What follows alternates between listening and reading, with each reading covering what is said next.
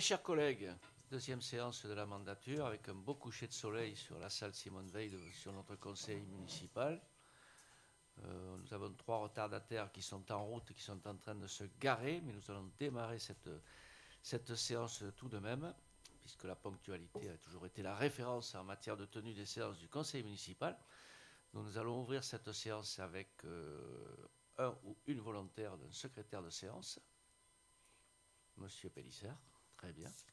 Ensuite, j'ai une procuration de Madame Hoffmann à Monsieur Cazenave.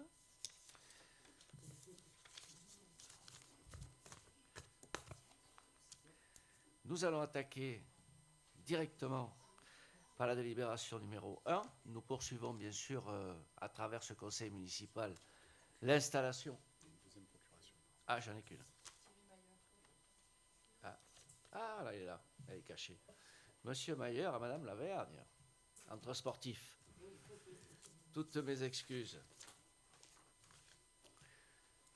Donc je répète ce que j'ai dit en disant que la séance qui va s'ouvrir, qui est ouverte, va permettre justement de compléter l'activité du conseil municipal. On est toujours dans notre installation, donc on est plutôt sur des délibérations qui vont organiser la vie de ce conseil municipal pendant 6 ans. Donc je démarre avec la délibération numéro 1. Bonsoir mesdames.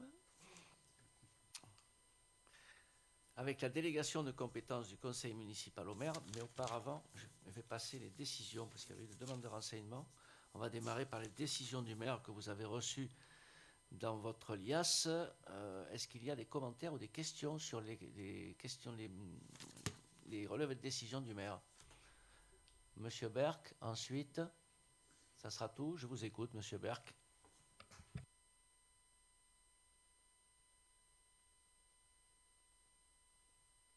Votre micro n'est pas branché, il me semble. Oui, j'ai mal appuyé, excusez-moi. Oui, une petite précision concernant dans les 14 décisions donc référencées, concernant les travaux de réalisation de la piste cyclable de Pêche-Lèbre.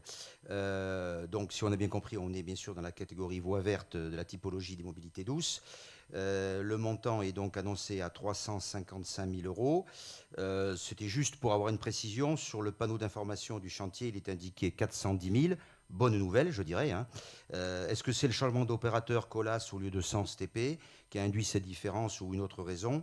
Et puis, une petite question induite d'intérêt général, bien sûr, concernant cette liaison douce.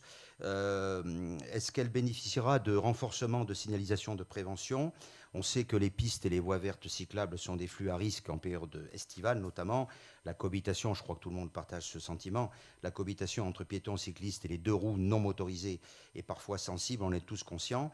Donc on souhaiterait que cette voie, comme celles qui vont arriver, qui sont réalisées à terme, prennent en compte de manière plus significative le volet prévention situationnelle de mobilité, quitte à peut-être à discriminer, entre guillemets, dans le bon sens du terme, certains secteurs sensibles en signalétique de sol, notamment pour ce type de flux. Voilà quelle était la question, monsieur le maire, je vous en remercie. Alors la première, je vais bien au-delà de votre question, puisque l'estimation de ce chantier-là était à 540 000 euros, donc on est plutôt sur un beau rendu en termes financiers. Quant à la suite de votre démonstration, M. Barck, si on fait des voies douces, c'est justement pour sécuriser la circulation des piétons et des vélos. Donc je vous invite à vous rapprocher de nos services. On vous montrera bien sûr les plans de réalisation avec les différents aménagements tout au long de la voie qui vont permettre justement à la circulation d'être ralentie. Mais si on fait des voies douces, c'est bien pour ça, c'est pour sécuriser la circulation des vélos et des piétons. J'espère avoir répondu à votre demande et je vous demande de vous rapprocher. On vous communiquera les plans qui sont à 95% validés. Il y a eu un travail de fait avec les riverains de la résidence du lac sur la connexion avec la piste cyclable qui va à Marina de Talaris avec un aménagement qui risque d'évoluer quand on va réaliser ces travaux-là. Donc c'est plutôt une décision, et j'en avais déjà parlé lors du dernier conseil municipal, que l'on a prise et on avait concerté avec les voisins, mais un peu dans la précipitation. Il se trouve que les entreprises cherchaient du travail partout et on savait très bien que quand on allait ouvrir les prix dans la commission d'appel d'offres, on allait avoir une très très belle surprise. Donc c'est important de bénéficier de ces travaux-là à un tarif qui est à plus de 40% moins cher que l'estimation qui avait été faite par l'AMO. Merci. Donc on démarre par la délibération numéro 1, la délégation de compétences du conseil municipal au maire. J'espère que vous me pardonnerez de ne pas faire les 30 points de la délibération et d'en faire lecture. Par contre, je vais vous amener à la page 2. Au milieu de la page, vous tournez la page 2, vous avez un paragraphe où il est écrit « Le maire pourra, pour la durée de son mandat ». Tout le monde le voit ? Prendre les décisions, il manque, mentionnées au titre de l'article 3, au 3 de l'article. Tout le monde l'a vu ? Le maire pourra, pour la durée de son mandat, prendre les décisions mentionnées au 3 de l'article L 1618-2. Vous permettez de corriger, et ensuite vous allez au 20e point. Au 20e point de la page 3, vous autorisez de réaliser les lignes de trésorerie sur la base d'un montant maximum d'1 million d'euros. Le conseil municipal donne délégation au maire pendant toute la durée de son mandat pour procéder, et là vous supprimez sans limite puisqu'on délibère sur un montant maximum d'1 million d'euros, autant que de besoin à la souscription d'ouverture de crédit de trésorerie et de passer à cet effet les actes nécessaires. Voilà. Alors on l'a un peu dépoussiéré puisque quelques lois ont changé au cours du temps, mais c'est la délibération habituelle de début de mandat où vous m'autorisez, conformément à l'article du Code général des collectivités territoriales. Alors en cas d'absence ou de tout empêchement, c'est le maire qui est provisoirement remplacé dans la plénitude des missions qui lui ont été déléguées par le conseil municipal, par un adjoint ou dans l'ordre d'animation par d'autres adjoints ou un conseiller municipal. Le conseil municipal accepte en outre que ces décisions puissent être prises et signées par un adjoint délégué ou un conseiller municipal délégué. Et le conseil municipal autorise le maire à déléguer en application de l'article du Code général des collectivités territoriales sa signature à certains fonctionnaires pour les matières qui lui ont été présentément déléguées. Donc vous voyez, il y a 30 points, il n'y a rien d'extraordinaire là-dedans, mais si vous avez besoin d'informations complémentaires, je suis à votre disposition. Qui souhaite intervenir sur les délégations du maire ? Des votes contre ? Des abstentions ? Je vous remercie. Nous passions à la délibération numéro 2 avec l'élection des membres des commissions thématiques permanentes facultatives. Donc là, j'ai entre les mains les positionnements qui ont été faits par la liste Vivons Lacanau. Nous avons la possibilité d'y intégrer, bien sûr, dans les commissions, les membres de l'opposition. Donc, vous avez fait des propositions que je n'ai pas entre les mains d'ailleurs, puisque pour la commission sport, nous avons 5 membres pour la liste Vivons Lacanau avec Sylvie Lavergne, Thierry Meyer, Flavio Pereira, Florent Billon et Vanessa Lossuc. Et un membre pour la liste Lacanau demain, c'est Asna Anis. C'est bien ça ? Je peux confirmer ? Oui, et tout à fait. Un membre pour la liste Lacanau naturellement, avec Cyril Charpentier-Régla. On est tous d'accord là-dessus pour la commission sport ? Je vous remercie. Nous passons à la commission urbanisme, développement durable et développement économique, qui est composée de 5 membres pour la liste Vivons Lacanau. Laurent Perrondet, Nadège Fontenot, Emmanuel Delahore, Paul Régnier et Marc Sourty. Un membre pour la liste Lacanau demain, Benoît Berck. Un membre pour la liste Lacanau naturellement, Cyril Charpentier-Régla. Je vous mets dans toutes les commissions ou pas ? Oui ? Vous n'avez pas de travail. Merci pour votre volonté, votre candidature. Commission culture et vie associative. 5 membres pour la liste Vivons Lacanau, Cyril Renelot, Corinne Fritsch, Charlotte Grébilla, Manon Sigalas et Christophe Le Gall. Pour la liste Lacanau demain, Benoît Berck. Pour la liste Lacanau naturellement, Cyril Charpentier-Régla. Vous avez un frère jumeau ?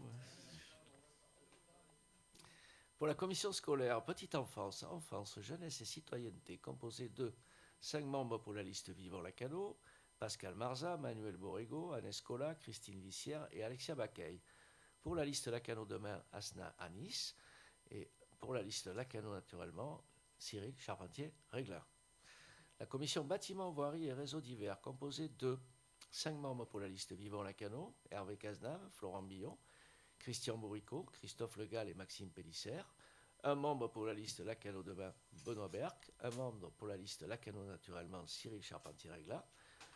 Pour la commission finances, marché public et ressources humaines, composée de 5 membres pour la liste Vivons Lacanau, Adrien Debever, Corinne Fritsch, Jacqueline Hoffmann, Edith Dumorat et Vanessa Lossuc. Pour la liste Lacanau demain, Benoît Berck. Pour la liste Lacanau naturellement, Cyril Charpentier-Régla. Pas de coquille, Pas de commentaires? Des votes contre? Des abstentions? Je vous remercie. Nous passons à la délibération numéro 3. La commission d'appel d'offres et de délégation de services publics, fixation des conditions de dépôt des listes des candidats pour siéger au sein des commissions. Donc là, vous avez fait une petite fleur, l'opposition. Parce que normalement, si on fait, vu les scores, on aurait pu vous éjecter de la DSP et des CAO. Donc on vous propose de rejoindre sur un poste la commission d'appel d'offres, dont je n'ai pas la liste. Alors là, pardon, on est là pour fixer d'abord. On est là pour fixer les conditions de dépôt des listes de la commission d'appel d'offres et de la commission de concession comme décrites ci-dessus. Donc on considère que l'Assemblée fixe ces conditions. Donc je vais vous demander de délibérer. Y a-t-il des votes contre? Des abstentions? Je vous remercie. Et là, nous passons à l'élection des membres de la commission d'appel d'offres. Donc, je vous propose, en tant que titulaire à l'élection de suppléants en nombre égal, que je ne me trompe pas, je démarre bien. OK. Alors, les titulaires, Adrien de Bever, Hervé Cazenave, Christophe Le Gall, Jacqueline Hoffmann et Benoît Berck.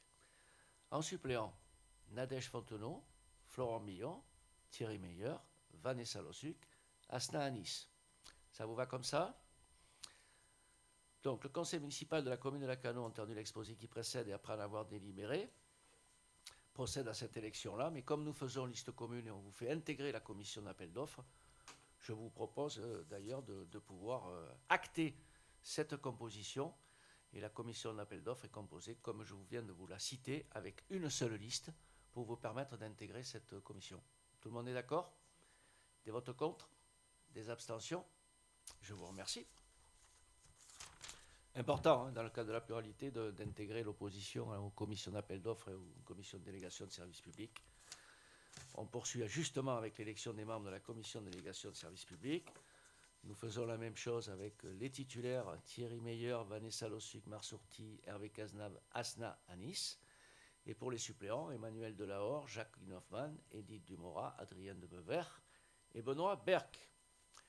Tout le monde est d'accord? C'est parfait. Des votes contre? Des abstentions? Je vous remercie.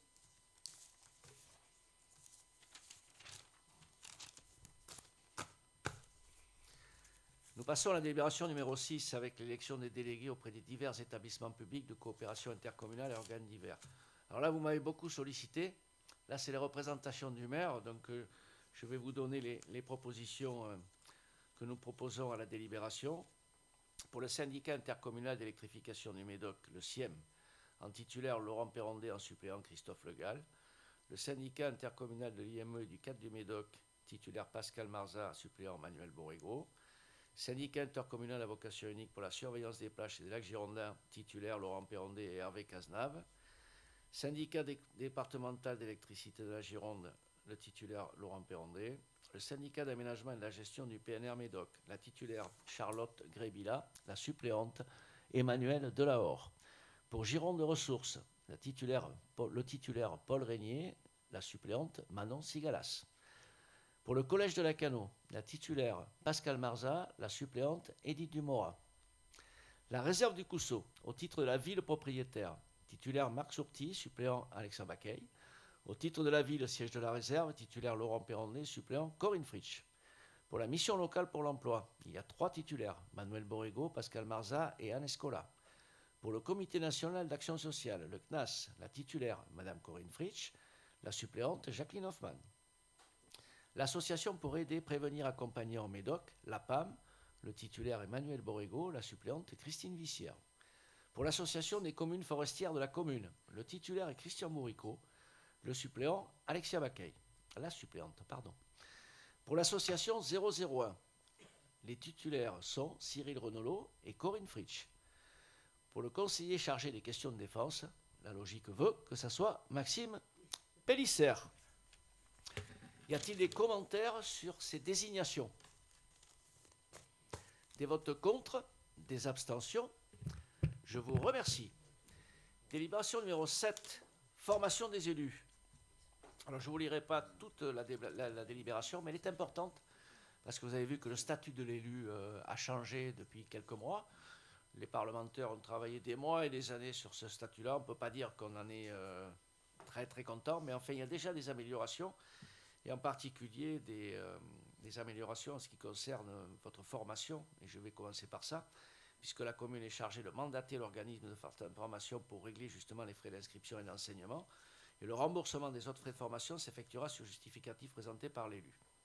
Les frais de déplacement, d'hébergement et de restauration, dont le remboursement s'effectue en application des dispositions régissant le déplacement des fonctionnaires de l'État. Je tourne la page pour aller directement aux frais d'enseignement, la compensation de la perte éventuelle de salaire, de traitement ou de revenus, justifiée par l'élu et plafonnée à l'équivalent de 21 jours, ce qui est une amélioration. Ce n'était pas le cas par le passé, donc ça c'est plutôt pas mal. C'est 21 jours par élu et pour la durée du mandat. Elle est de même nature que l'indemnité de fonction et est donc soumise à CSG et à CRDS. Ça, on ne peut rien y faire. Donc, conformément à l'article justement du Code général des collectivités territoriales, tout membre de l'organe délibérant d'une collectivité ou d'un établissement public de coopération intercommunale peut suivre au cours des 6 premiers mois de son mandat une session d'information sur les fonctions d'élu local. Cette session comporte un rapport général du rôle assigné aux différentes catégories d'élus locaux, une présentation détaillée des principaux droits et des obligations, notamment déontologiques, applicables aux élus locaux de la collectivité territoriale. Donc, mes chers collègues, nous sommes amenés à délibérer pour que chaque élu puisse bénéficier pour la durée du mandat des droits à la formation selon ses souhaits dans la limite de 21 jours, à la condition que l'organisme soit agréé par le ministère de l'Intérieur. Les thèmes privilégiés sont les fondamentaux de l'action publique locale, les formations en lien avec les délégations et l'appartenance aux différentes commissions, les formations favorisant l'efficacité personnelle. Et dans l'article 2, nous sommes amenés à adopter le principe d'allouer dans le cadre de la préparation du budget une enveloppe budgétaire annuelle à la formation des élus municipaux d'un montant plafonné à 10 000 euros par an, inférieur à 20% du montant des indemnités des élus.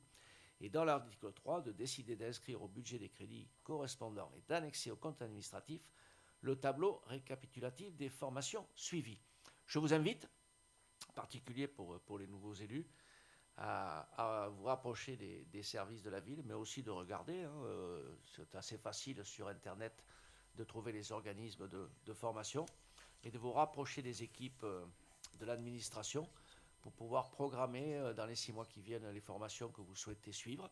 C'est important de le faire. Donc il y a des dispositifs qui aujourd'hui facilitent justement le détachement des élus qui travaillent pour participer à ces formations-là.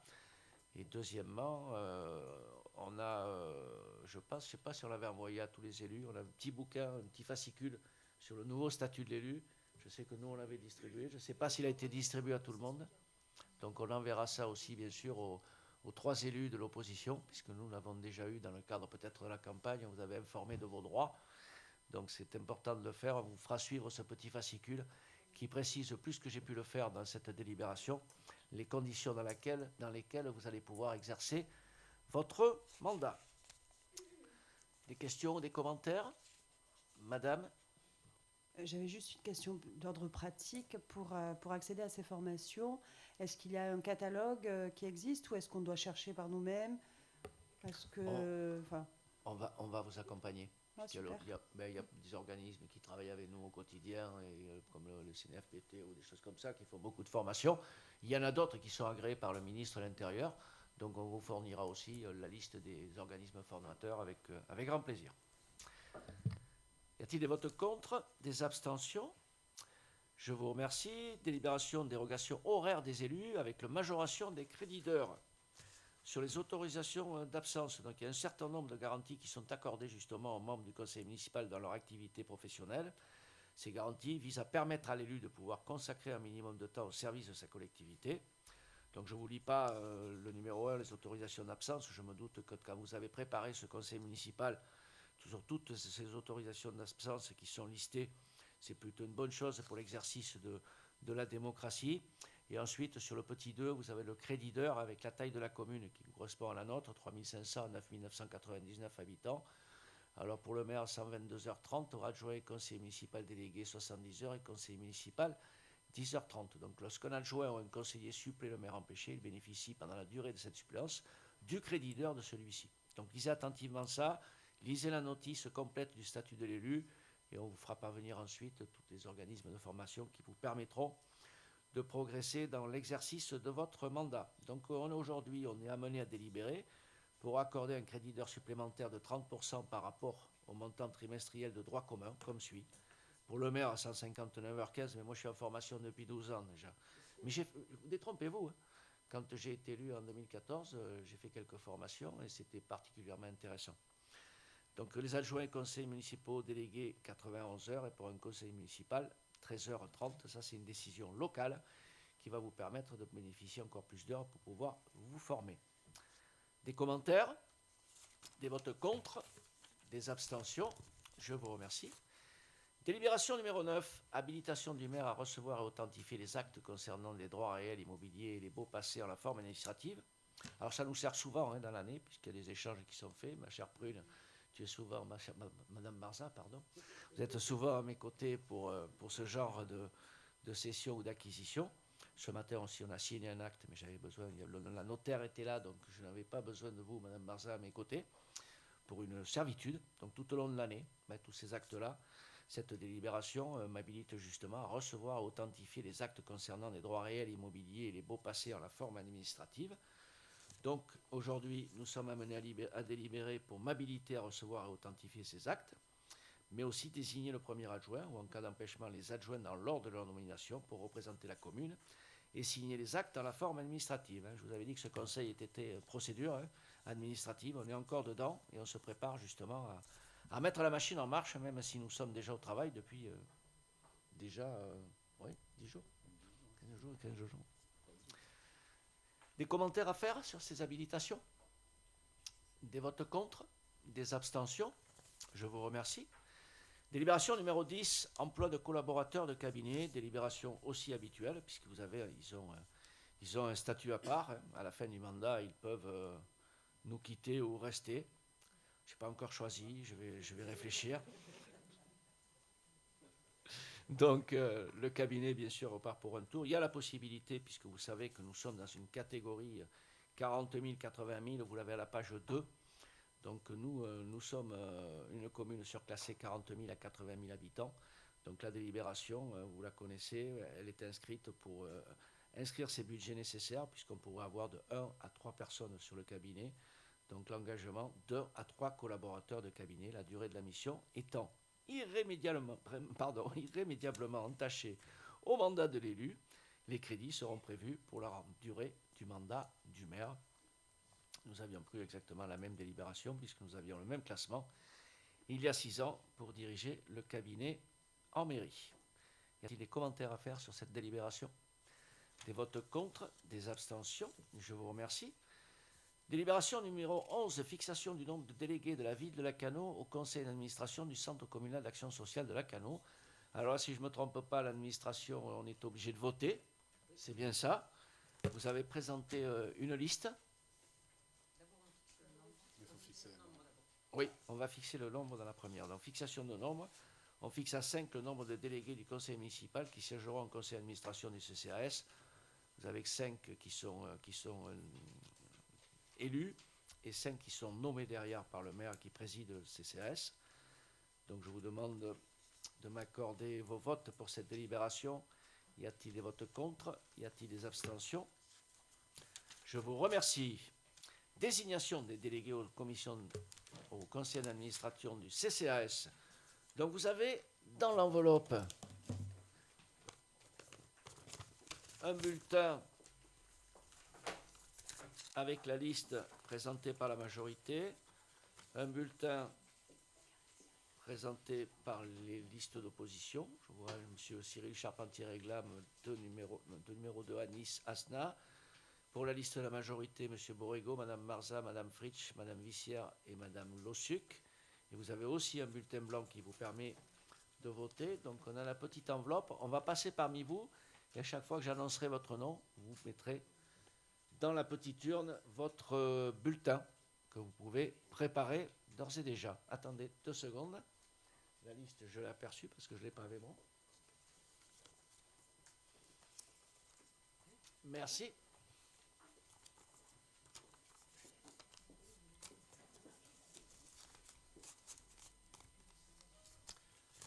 Alors, Laurent Perrondet.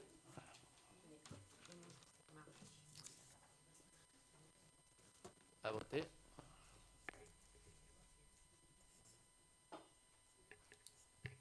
Adrien de Bever.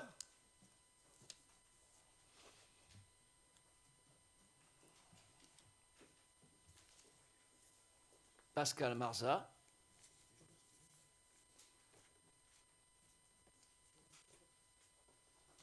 Hervé Cazenave.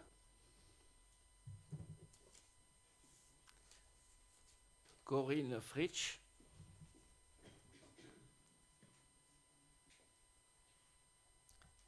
Cyril Renelot.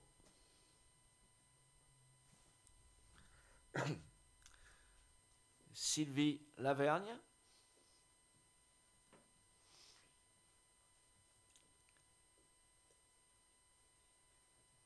Maxime Pélissère. Nadège Fontenot.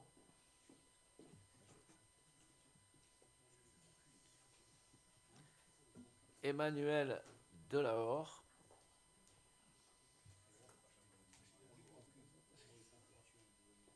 Okay.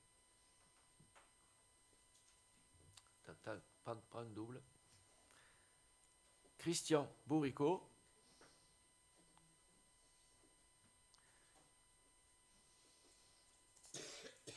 Il te manque une enveloppe.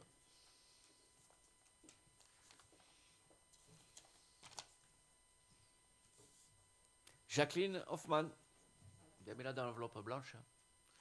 On appelle l'enveloppe bleue, elle est partie où, Dominique? Il nous manque 2 enveloppes pour les procus. On a le bulletin.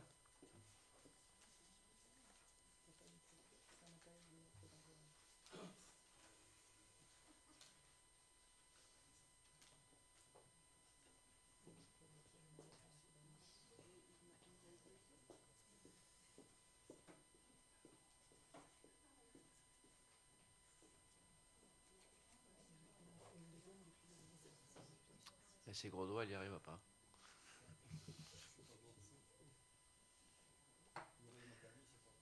Manuel Borrego.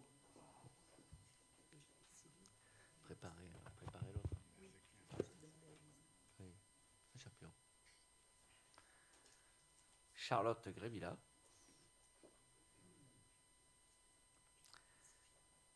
Marc Sorti.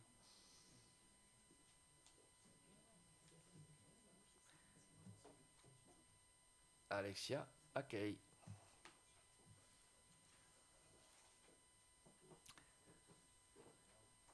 Paul Régnier.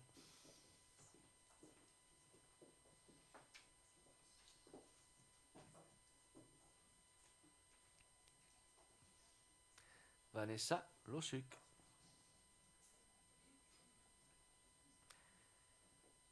Thierry Meyer. Qui c'est qui l'a procuré?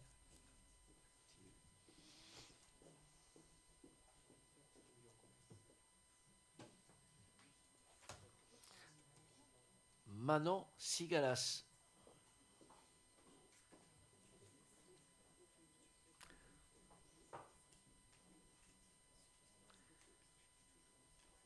Flavio Pereira. Edith Dubois.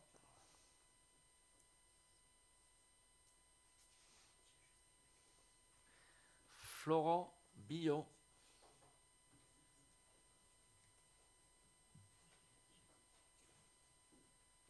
Christine Vissière.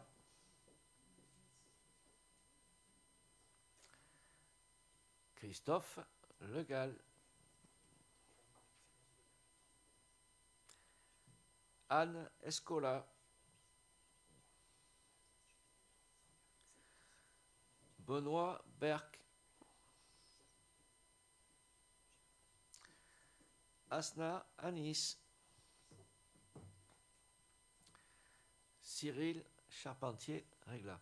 Je vous invite à rester au fond, mesdames, et qu'une personne dépouille du dernier rang et de l'avant-dernier rang, entre l'opposition et la majorité. Anne, Christophe ou Christine.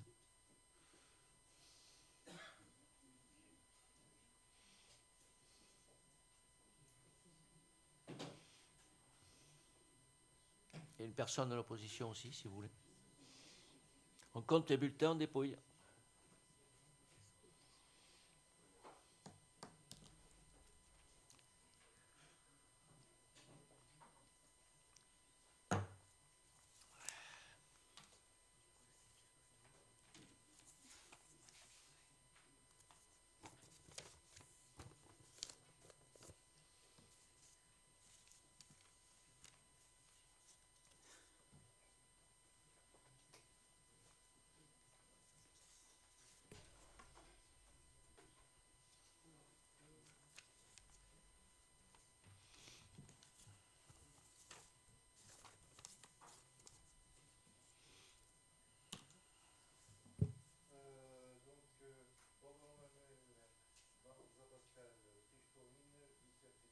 Non, non. Donne-nous le premier, non, parce qu'on est à 4 heures. Oui, oui, oui, oui.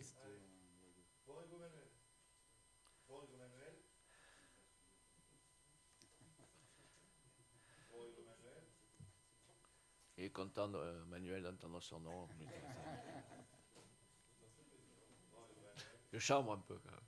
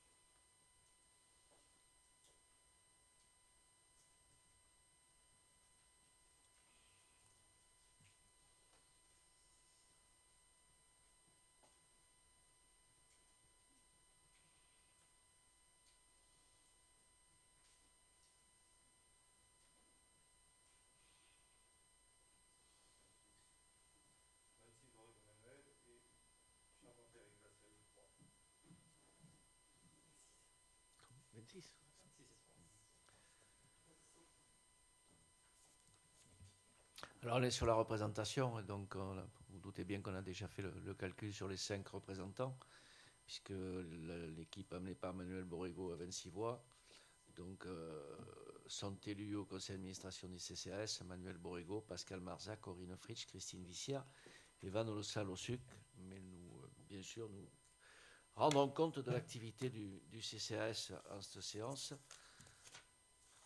Donc on peut considérer que ce vote, nous allons pouvoir mettre en place le conseil d'administration du CCAS, que je préside bien sûr, et qui sera vice-présidé à la même date. Je crois que la date d'installation du 16 avril. 16 avril, nous mettrons en place le conseil d'administration du CCAS, qui continue malheureusement parfois à fonctionner, et pas mal en ce moment. Quelques difficultés, quelques canolés dans le besoin, donc il faut être là, vigilant, gérer le quotidien, c'est notre principale responsabilité. Voilà. Je passe à la délibération numéro 13 avec l'adoption du règlement budgétaire et financier. Monsieur Debever.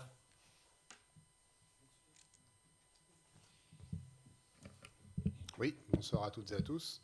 Donc effectivement, il convient en début de mandat d'adopter un règlement budgétaire et financier avant tout texte budgétaire, puisque vous le savez, lors du prochain conseil, nous aurons adopté le budget.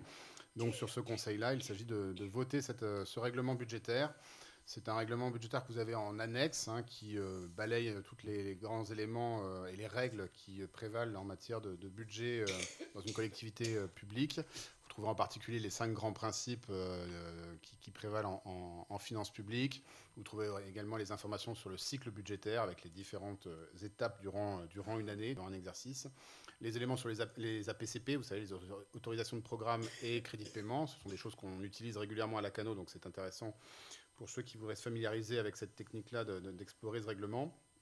Vous avez également les grands principes de l'exécution budgétaire, les opérations également financières qui sont un peu particulières en fin d'année, puisque la façon de boucler un exercice répond à des règles strictes. Et enfin, des éléments sur la gestion de la dette également qui sont dans ce règlement. Donc voilà, c'est une lecture pour tout nouvel élu, et même ancien d'ailleurs, ça fait pas de mal de remettre à jour les éléments de connaissance dans ce domaine-là. Voilà, je vous remercie. Des commentaires ou des questions? Des votes contre? Des abstentions? Je vous remercie. Délibération numéro 14. Oula. Frais de représentation du maire, monsieur Debever. Oui, délibération là aussi classique de début de mandat. Il s'agit, selon le Code général des collectivités territoriales, de prévoir par le conseil municipal des indemnités pour le maire dans le cadre de ses frais de représentation. Donc ces indemnités ont pour objet de couvrir les dépenses supportées par le maire à l'occasion de l'exercice de ses fonctions et dans l'intérêt bien sûr de la commune, déplacements, réunions, réceptions, manifestations diverses et variées. Donc, dans un souci de transparence des comptes publics, il est proposé au conseil municipal de définir donc une enveloppe dédiée à ces frais-là de représentation du maire. En l'occurrence, cette enveloppe est proposée donc sur un forfait annuel d'un montant de 4 000 €, qui était déjà la somme appliquée sous le mandat précédent. Je vous remercie. Je n'ai pas l'inflation. Non. Bon. Alors, en toute transparence, je vais préciser les propos de M. Debever. C'est un déjeuner, les déplacements. Je vais à Paris 1 ou 2 fois par mois, un billet de train, une chambre, un ticket d'autoroute, un ticket de train. Enfin, voilà à quoi servent les frais de représentation. Je ne vais pas acheter des parfums à 500 €, vous inquiétez pas. Monsieur Berck, vous souhaitiez prendre la parole? Oui, merci, monsieur le maire. Très rapidement, nous savons tous que les frais de représentation ont fait récemment débat politique et médiatique au niveau national. Effectivement, les textes ne fixent pas de montant limite ou de fourchette ou de ratio au regard de la population ou d'autres critères. Au demeurant, la vie publique tend depuis quand même quelques années à une réduction du train de vie et à des chemins vertueux. Pour l'État le premier et d'autres institutions publiques, les économies sont partout.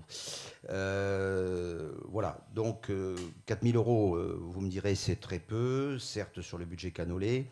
La symbolique est pourtant forte et il est difficile d'écarter cet impact.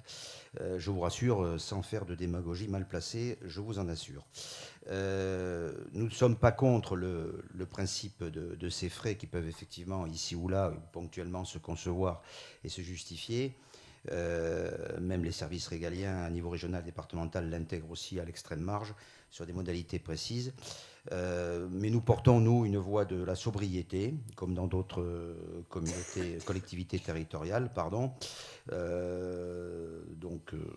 Nous avons regardé un peu ce qui se passe ailleurs, évidemment. Nous avons approuvé la dernière fois les indemnités d'élus en majoration de manière justifiée. Je le reconfirme, au titre de la station touristique notamment. Mais nous sommes à contrario contre un tel niveau. Je parle du niveau du frais de représentation. Donc, ce qui explique que nous voterons contre cette délibération pour la Cano demain. Je vous remercie. Alors, je ne vais pas aller à Paris en calèche. Ça, je vous l'assure. Vous parlez des majorations. Je vous répète ce que je vous ai dit au premier conseil d'installation. Elles ont baissé de 25%, les indemnités. Et la mienne de 600 € brut. Vous voyez? Donc si vous calculez, vous voyez, ça fait... Voilà. Donc aujourd'hui, j'assume complètement ces frais de représentation. Et je vais même vous dire mieux, M. Berck. Je faisais avec la trésorerie et le percepteur, et je ne peux plus le faire aujourd'hui parce que ce n'est pas dans les règles, et comme vous êtes très attaché aux règles, je faisais sur présentation de facture remboursement de mes frais. Ce n'est pas possible. Donc il faut aujourd'hui rétablir le même montant, mais je devrais bien sûr garder les factures et prouver au percepteur que je dépense l'argent de la commune avec, comment dirais-je, la plus grande prudence. Vous parlez de pas de démagogie, mais je pense que vous faites le contraire dans vos propos. Donc voilà. Nous allons pouvoir lever cette séance avant tout. Ah pardon, excusez-moi, on n'a pas voté, vous voyez. Un peu plus, je ne les avais pas. Je ne sais pas si mon épouse serait contente si je dis que je paie mes déplacements sur l'argent du ménage, mais bon. Oui, alors, y a-t-il des votes contre? Oui, puisque vous venez de dire que vous allez voter contre. Des pour, des abstentions. Je vous remercie. Vous dire tout simplement qu'on réfléchit beaucoup à l'organisation du groupe majoritaire, bien sûr, mais aussi de nos réunions de tous élus. Ces commissions sont en place depuis la délibération que nous avons prise ce soir. Nous allons voter le budget à la fin du mois, le 29, il me semble, le prochain conseil municipal. Il serait intéressant de réfléchir là collectivement pour voir si on ne pourrait pas regrouper une réunion de toute commission avant le conseil municipal au lieu de faire tout un tas de commissions, ce qui permettrait de présenter à tout le monde des projets et des délibérations, des gros projets en plus, avec des projets importants sur le bourg, ce qui permettrait de ne pas le faire en groupe major, mais le faire en groupe tous élus sous la forme de commission. On ne le fera pas à chaque fois, mais je pense que dans l'urgence de la délibération du budget du 29 et des délibérations que nous devons prendre sur des projets importants, je vais sans doute vous proposer dans la semaine qui vient une réunion de tous élus, toutes commissions, pour justement éclairer particulièrement 4 ou 5 délibérations importantes et pouvoir arriver en conseil municipal, que vous puissiez voter en toute conscience et que vous ayez toutes les informations possibles. Voilà, c'est normal. On l'a toujours fait, on continue à le faire, mais en plus, ça mobilisera nos services une fois. Mais nous serons tous réunis, on aura tous le même niveau d'information. Voilà. Ça ne sera pas à chaque fois, mais sur cette fois-là, je tiens à ce que ce projet soit présenté à tout le monde. Donc, je vais vous souhaiter à tous une très très bonne soirée.